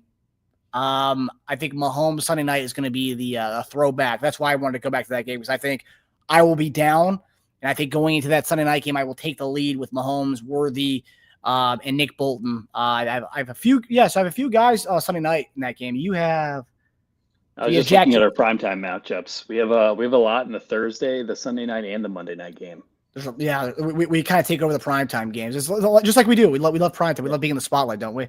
But yeah, I think between the Sunday night and Monday night, I think I will overtake enough on the Sunday night game where your Monday night game guys, Caleb Williams, Kevin Byard, and Bijan Robinson. It's going to be interesting because it's going to come down to that Monday night game. So I will have to have a good lead going into the Sunday night game, and I'll have to make even bigger lead with Mahomes and Worthy and Bolton to kind of get me over the hump. And then when it comes down to Monday, it'll just be between Matt Prater and Dorrance Armstrong versus your guys to kind of keep me in the swing of things. So I think I win this game, but I think it's going to be 130. I think it's going to be my season high score of a 135, and I think I edge you out 135 to 130. I think it's a close game, and I'm going to be sweating that Monday night game. Man, I was gonna go me over you to in a 112 to 106 game. I kind of like where your head's at. Okay, yeah, I'll do this highest scoring game of the week. Let's get us a 150 to 143. Me. Wow, seriously? Wow, that's a big change. So basically, Mahomes will have a 50 and Bijan will have a 40. Yeah, let's go. Derrick Henry's going to break out his one rush for a 70-yard touchdown. Man, I mean, yeah, I'd love that. God, dude, that game from that week that we had, I'm going to share that just to play a little blast in the past here for people to see, where this league's Did you at. win that season? Is that the season you won? That's the year I lost a road in the championship. I won the following season, I believe. Actually, no, is that the year I won? Who was on my team? I did win that. I did win that year. Yeah, that was the follow-up season. Yeah, I won that year. Let me go to that week 7 match. That was the year before I won. Yes, yeah, and then I played you. Yeah, then you won the next Roden, year. And then I played you. Right. And then I played Hodge. Is this it? Yeah, here it is. Drew Brees, key. Odell. Oh, you had a good week, White. man. That's fucking crazy. InfoWars is a great throwback. AJ Green. Diggs, key. There's so many good names in that matchup, dude. That's great. Trey Burton was your tight end who had 23 that Kenny week. Galladay? Oh, fuck yeah. Wow. Yeah, two Giants. Was Galladay on the Giants at that point, or was he on the Lions? I think he was the Lions. I think that was the Lions, Galladay. And I had Giants Shepard, and before he started to get hurt all the time. Yeah, those are some good names. Jesus Christ. Great. Julian Edelman, Jay Eddie, and James White. It's Yeah. key. Von Miller getting you a 16 too. Wow. See, yeah. I mean, let's see how many of these guys are in the league. Jordan Reed's out of the league. Trey Burton's out of the league. James White's out of the league. Beckham's out of the league. Brees is out of the league. AJ Green out of the league. Yeah, we just have it's just Edelman. Diggs, Mahomes, Hunt, And he's and Shepard. Wow. And the guy like Diggs was on the fritz of being out of the league until this year. I mean, Shepard may as well be. I mean, he's like number 5 over there. Robert Woods may as well be gone. Kareem Hunt. Oh yeah, Robert Woods, Jesus. Yeah. Defensively, I think most of those guys. I mean, Adams and Von Miller hanging on by a thread. I don't know if Darby's still in the league. But yeah, it's a blast in the past there, man. It's Basement League at its finest right there. But yeah, Sunday night game. When it comes down to a Sunday night game with me and Cobb, good things happen for my boys. It always happens to have the Sunday night game. It just feels like it. It Wild. It's weird. I play you on the weeks we have Sunday night games. I guess nowadays we get prime time games all the time, so it's like it's bound to happen. Yeah. All right, so now we're gonna get to our Tomato King rankings. So Cobb has himself, I have myself. It's nice that we both none of us went for the reverse jinx this week. We just both went solid. Yeah. Solid there. I like that. Okay, so now we're gonna get to the Tomato King rankings. So let's begin here. All right, so let me go to my list here. I gotta get out of 2018. Okay, can't live in the past, as much as I'd love to. All right, so my 7th spot, I have my guy Yags. You might say, "What? This guy's 1-3-1. You know, he's got tied." No, I love Yags' team. I really do, and I think he's just been bitten by just bad luck. I mean, he's had a lot of high scoring games. I mean, he beat Jack in one of the high scoring games, the high scoring game of the year, 163-153. And I think that is where his team is. Like, that's the pinnacle of his squad. Love and Jacobs are great. The GB Staggers, as I'm going to keep calling them till that team's not relevant anymore. Michael Pittman Jr. has been great. He also has Stafford if he wants to go to that. And honestly, he should go Stafford against Baltimore. I don't know. Yeah, it's tough. He's got easy matchups this week. Jefferson's on a bye, but I love his team top to bottom. I mean, to have as many buys as he has, and like he can go deep into his lineup. I mean, it's a top to bottom great team, and I think Yags is a team that still should be fighting for a playoff spot. So he's a 7 seed for me right now. I love Yags' squad. So yeah, give me Yags at 7. Yeah, 7. I mean, if it wasn't for record, I'd put this team lower. I'm gonna go my team. Again, scored 8 touchdowns last week. Only got a 116. I do like. I think my second half of the season is going to look a lot better. I think Derrick Henry gets it together. I think a lot of these guys just, I don't know. I think matchups have been a little rough. I think just trying to figure out my starting lineup has been a little rough. But yeah, I don't know. I think I have good names. I think Bijan and Henry and Garrett Wilson, with how he's been doing, are going to be 3 great assets to have in the second half of the season. I think I'm fortunate right now to be 3-2. But again, not going to apologize for wins. I'm going to be thankful and use that to my advantage. And got a big game this week. And until I see my ceiling go up a little bit, I'm gonna have myself in these rankings. So. Yeah, so my next team, I have a team that's sputtering right now on a 2-game losing streak. They are a number 2 team overall, but really 3-2, and really only getting saved by their points they had in the first 2 weeks of the season.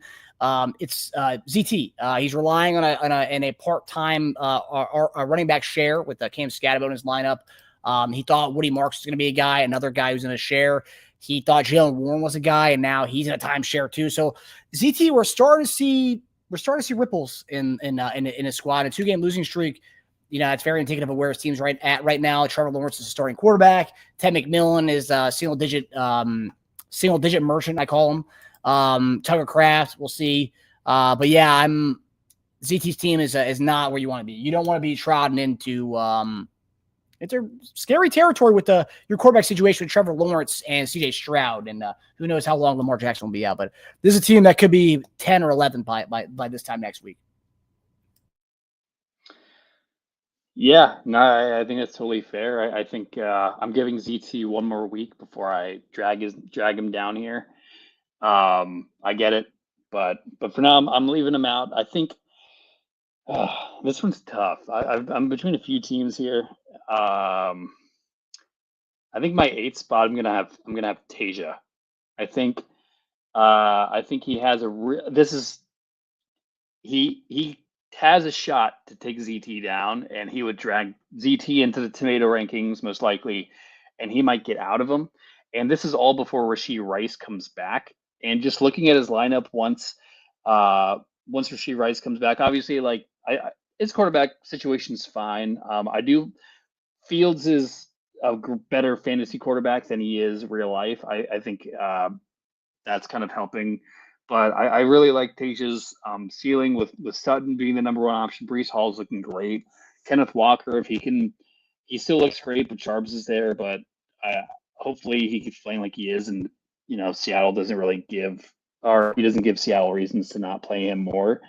But yeah, I think he's in a decent spot. Obviously, he doesn't like being 2 and 3, but this is what he wanted before Rashee Rice comes back. He's like, if I can just get 2 wins, maybe 3, he likes his odds, and I do too. So I think he has a great shot at taking ZT down. I think this is hopefully just kind of a motivator to kick him into gear.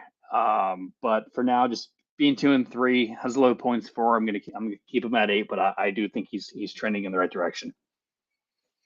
Yeah, I think this time next week, I'm in the similar kind of boat with you. I have Tasia at 9. I think this time next week, we'll be talking about Tasia being in the top 6 because he'll win this week. So this is my I don't usually factor in my predictions when we do these right now. So that's why right now I have a ZT at 8. That's how I feel about ZT's team as of right now. That's how I feel about Tasia's team as of right now. Tasia wins this week. He's got Rashee Rice next week. And we're talking about a squad. And yeah, the only thing I'll say is he honestly could be a team that should go for Baker. He doesn't want to. So that's another person who's very stubborn when it comes to quarterback. Because I Jared Goff, I'm not really high on Jared Goff. I love his weapons and stuff, but it's not really a boom quarterback. And I know he's happy with Justin Fields' 20s and maybe getting them in the fourth quarter every week. But it's bound to happen where if you're continuing to lose, I mean, he could get benched eventually. That's where that's coming with Justin Fields. Yeah, fantasy wise, it's great, but like he could get benched at any point, and he also gets hurt too. But yeah, until Rashee Rice is back, I don't like Taja's team because he's relying on Romeo Dobbs as boomer bust with touchdowns. But outside of that, once Rashee Rice comes back and if he wins this week, we're talking about Tasia in the top 6. We may not even hear his name again in the Rewrite Tomato Club. So I like Tasia right now at 9. Yeah. So my 9th spot, I have, this is very much a right now, and there's still a lot of hope, a lot of potential. I think I've always had this guy higher than you. But I think it's close to falling apart here for our buddy Hotch here. Jaden Daniels is back. We were texting a little bit earlier. I don't think he's had Jaden Daniels, Jamar Chase, CeeDee Lamb, and Hampton and Bowers all play the same week. So there's a lot of wasted potential there because of injuries. Obviously, Chase isn't injured, but without Burrow, there's not the consistency there. He hit on Judkins. Judkins looks great. He took the risk. Granted, I see he takes the risk. He does that every year with rookies. He kind of is always the first guy to bite. But right now, like he has Rachaad White. That's going to go away once Bucky's back. Obviously, we'll see where that goes. Devonta Smith, very just hit or miss. We'll see again. Does the Eagles offense take a turn? It's a great spot against the Giants, but some people don't think so. CeeDee Lamb coming back. Bowers is hurt. Hampton on IR. I think there's a lot of potential here still for Hotch. I think it's getting a little messy because of all these injuries. His points forward still look great. I think he has a very strong chance of winning this week. He plays Stu. So if this is if he loses, it's going to be I don't know. Probably, I think we start seeing Hotch trade off his assets if he loses to Stu. I think that would be a loss that hits him pretty hard. And I think Hotch has the potential there. I tend to think that, but I'm starting to see the cracks. So you and I are like kind of similar with our rankings. I have Hotch here at number 10, very similar. You have a 9, I have him at 10. I mean, like I said, I mean, you've seen guys come out with like just bad luck, and it's fancy, right? It's luck. Injuries every week for him, every other day for him, and I don't like his team enough to like get out of where he's at right now. I think Judkins is key. He might be a good keeper for him, but like he's gonna have to rely on Quinn Johnson, who I think's fallen off. Rachaad White, who maybe give him one more week this last week with him before Bucky comes back. But then outside of that, like I mean, what were we talking about here? Devontae Smith, who's done nothing this year. Jamar Chase, you're relying on Joe Flacco, which I think that might be key. But AJ Barner, I mean, there's not a lot to love with this team. It's really like it's crazy how talented his team was coming into the season. But like you look at it now, it's like, whoa, dude, this is a bad team. It's not a good football team, and I think he knows. I mean, just bad luck. He drafted well, but everything that kind of panned out. Cooper Kupp sucks. I mean, there's a lot of guys who just not pan out in the end. And you have injuries on top of that. But, like, his bench was never good. So, if you don't have a good bench and you have the injuries for the guys who are starters, it's bound to be like this. So, yeah, give me Hotch number 10. My number 10 spot kind of was a toss-up between two guys. But with my 10 spot this week, I think the decision was, how do I feel about them in their matchup this week? I'm gonna have my co-host here. I'll have you here at 10, because I do think there's a strong potential that you do get the W this week, and then you're looking at the 3-3 Bucky Irving coming back. I think your team can get a little healthier, and then you see kind of where Gainwell stands, Fannin, and Isaiah Bond. I like too, but yeah, I think it's just like it's kind of like I feel like we're in similar positions where we're kind of making do with the matchups, even though points for haven't been there. But I do think the difference between the top 10, and maybe you flip Baker. Maybe if someone finally comes in and gives you some assets to to strengthen that roster, or at least kind of give you some picks going into next season. But again, just I think the the decision between you at 10 and who I'm going to have at 11 was just how do I feel about them going into the matchup this week. I have a little more faith that you have, or at least have a higher potential at winning this week than my 11 spot does. So we'll get to that in a sec.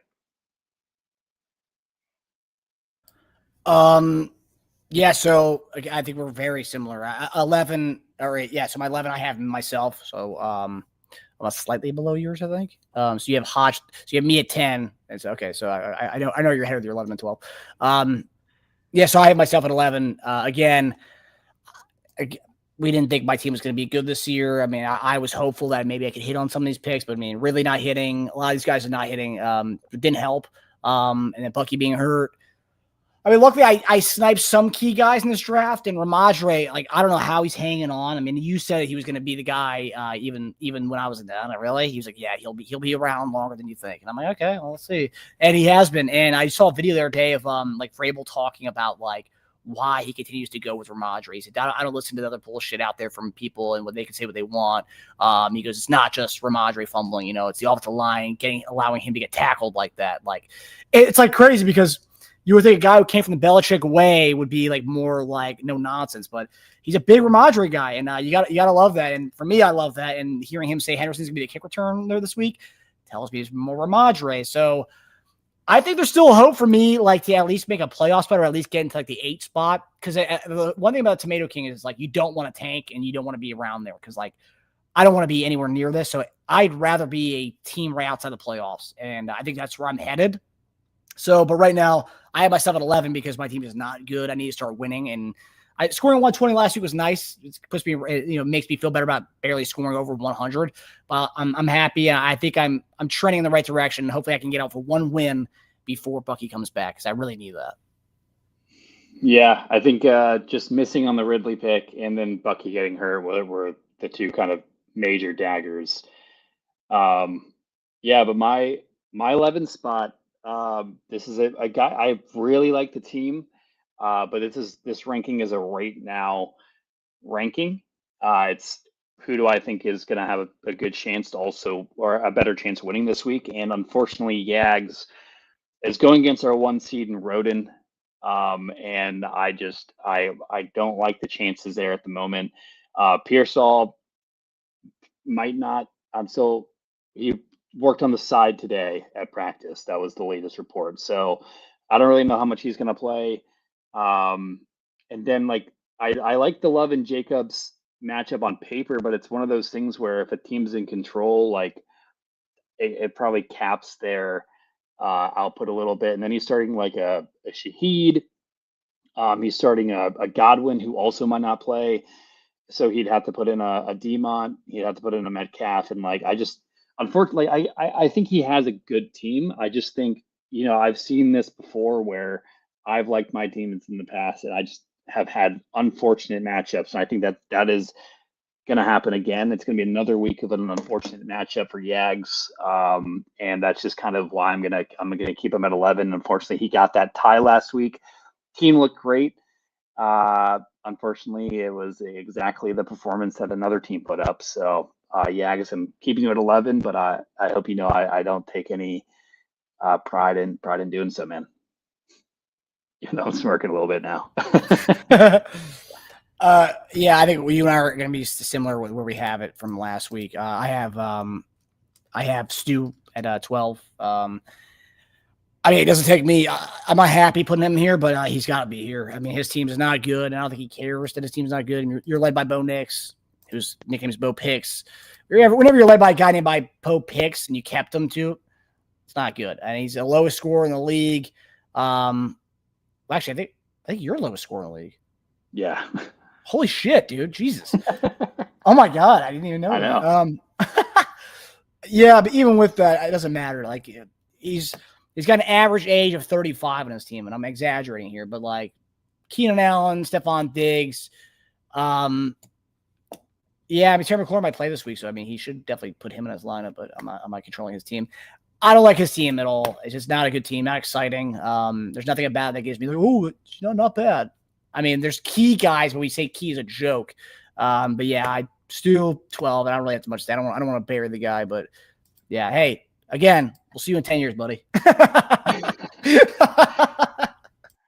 Oh man, tragic. Yeah, I won't waste too much time here either. Have Stu at 12 for all of the same reasons. Especially with the pick deadline coming up, I would have thought like Stu might be trying to ship some of his guys a little more. But at the same time, I don't really see names that people are gonna want to trade picks for. Like they're all kind of like last flex guys that you might give like a later pick, and that's probably not going to interest Stu. So yeah, I think it's a unfortunate, yeah, just unfortunate spot for Stu. Again, unfortunate matchup here with Hotch. I think we both had it. Potentially, like he could have the upset here. He really needed that win last week, but also like I don't think Stu really cares about getting tomatoes thrown at him. So I think he's totally okay with where he is, just looking on to next season. As much as he'd love to be competitive, I just don't think it's going to be there. But hopefully, yeah, I'm surprised Stu hasn't started to make moves, or people haven't started to try and pick some of the pieces off. But again, like you said, I don't see many that are going to be high prices or people that are like really interested in making moves for. So. Oh, so yeah, Stu is our back to back Tomato King. That's kind of wild. So yeah, guys, if you enjoyed our episode, we'll see you guys next week. We'll be talking about we'll be in the group chat. I mean, every day it's been popping so far this season. I will say, investment the entire week. Everyone's been very invested in everything going on. So I do love that. Adam, nobody wants Stu to be Tomato King. I know it's not really a fun guy, right? It's not a fun guy to throw tomatoes at. Yeah, I don't want that either. I would get no sacks, just throw tomatoes at him. Yeah, I mean, there's only like a handful of guys. He's a nice guy. He's a good kid. There's only one guy really I think that Lee can agree on that wants to throw tomatoes at. It's Matty Ice, the guy who touts his 5 Super Bowl rings, his 5 BL Plus championships. I think that's the only person that we want to throw tomatoes at. And I know you can make the argument for me, but like, do you really want to do that to me? It's not nice. But if you look at the week 6 picks, so Roden, Yags, me and Cobb went Roden. ZT Tasia, we went split. Cobb went ZT, I went Tasia. Alex versus ZB, we both went Alex. Adam versus Jack, I went Adam, and he went Jack. Hotch versus Stu, we both went Hotch. And then Cobb versus Dash, we split on that one. So, yeah, it's going to be good to see where our picks go for this week. But that does it for us, guys. We will see you guys next week, and we will see you guys in the chat tonight during the game, saying someone's back or someone's out and tagging people. So I can't wait for that. Love the primetime tags. But that'll do it for us. We'll see you guys next time.